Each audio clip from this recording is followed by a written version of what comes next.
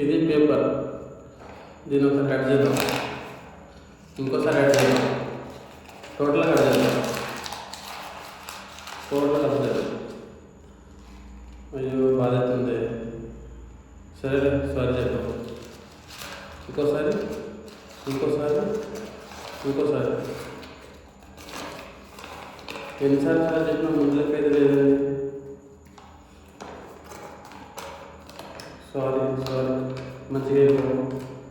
ఇది ఎన్నిసార్లు చెప్పినా కానీ ముందులకైతే లేదు. ఎందుకనంటే మనుషులు కూడా ఇంతే. ఒక వ్యక్తికి ఏదైనా చెప్పేటప్పుడు 100 సార్లు ఆలోచించాలి. ఒకసారి నోరు కానీ చేయి జారిన తర్వాత నువ్వు ఎన్నిసార్లు సారీ చెప్పినా కానీ ఈ పేపర్ యొక్క వృధా అయిపోతుంది. కాబట్టి ఏదైనా చెప్పేటప్పుడు 1-2 సార్లు ఆలోచించి చెప్పాలి. ఈ పేపర్ ఎలాగైతే స్ట్రైట్ అయిపోవట్లేదు, మనిషి కూడా అంతే.